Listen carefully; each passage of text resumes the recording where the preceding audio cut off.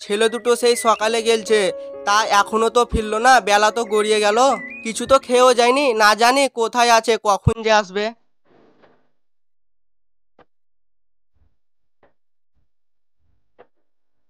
ভাই তাড়াতাড়ি চল, বাবা অপেক্ষা করছে, চিন্তাও করছে বোধহয়, বেলা তো গড়িয়ে পড়লো, চল।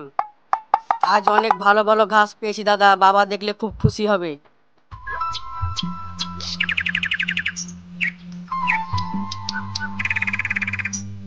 তুই তো ভালো ভালো ঘাস কাটলি এই আল ওই আল করে।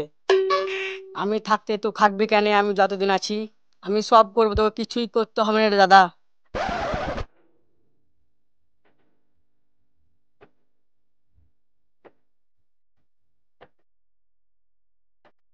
দে দে, এবার আমাকে দে ঘাসের বস্তাটা দে, তুই গোটা রাস্তা বয়ে নিয়ে এলি, তোকে আর কষ্ট করতে হবে না, দে।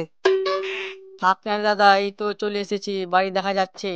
এতটা রাস্তা আনতে পারলাম আর এইটুকু নিয়ে যেতে পারবো না?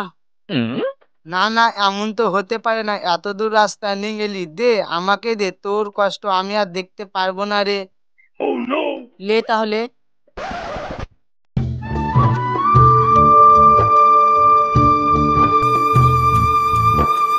ওই তো দুজনে চলে এসেছে, খুব চিন্তা হচ্ছিল। বাহ বাহ, ছোট ভাইকে ঘাসের বস্তা না দিয়ে বড় ভাই নিজেই আনছে। বাহ বাহ, যাও যাও, গরুগুলোকে ঘাস খাওয়াও।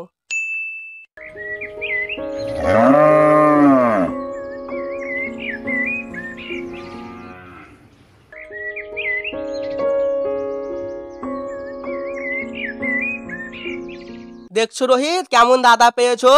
তোমাকে ঘাসের বস্তা না দিয়ে নিজেই বইছে। ভাগ্য করে এমন দাদা পাওয়া যায়, বুঝলে রোহিত?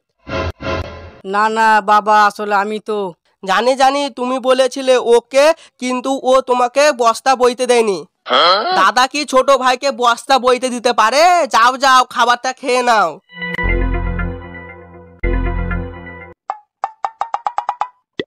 ওই তুফান, এখন ঠান্ডা কিনে নিয়ে আয় তো। ঠিক আছে জেছি, সারাদিন তো কাজ কাম করে এখানে আড্ডা মারতে আলছো, ভাগ্য করে একটা ভাই পেয়েছো বলে বর্তি গেলছো, নাহলে খেটে মরতে হতো। ভাইটাকে তো খাটিয়ে খাটিয়ে মেরে ফেললে। চুপ শালা, বেশি জ্ঞান দিতে আসিস না তো, আমার ভাইয়ের প্রতি দরদ বেশি। না না, আমার কোনো দরদ নাই, আর আমার কোনো সমস্যাও নাই। সমস্যা তো তোমার ভাইকে নিয়ে হওয়া উচিত, কেন যে তোমার ভাইটা বুঝতে পারে না। দাদা তাড়াতাড়ি বাড়ি চলো, বাবা জমি থেকে এসে কেমন করছে, বুকে ব্যথা উঠেছে, আর এখন তো কোনো কথাই বলতে পারছে না, আর চোখ খুলতে পারছে না। দাদা তাড়াতাড়ি বাড়ি চলো।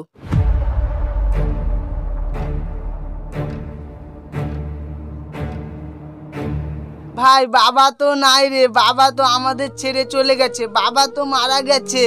তুই একদম চিন্তা করিস না, আমি তো আছি। বাবা গো, তুমি আমাদের ছেড়ে চলে গেলে গো। বাবা গো, আমাকে দেখবে গো। হ্যালো বন্ধুরা, এই ভিডিওটি কেমন লাগলো? ভিডিওটিকে লাইক করতে ভুলবেন না, আর এই ভিডিওটিকে কমেন্ট আর শেয়ার করতে ভুলবেন না। আর এই চ্যানেলটিকে অবশ্যই সাবস্ক্রাইব করতে ভুলবেন না।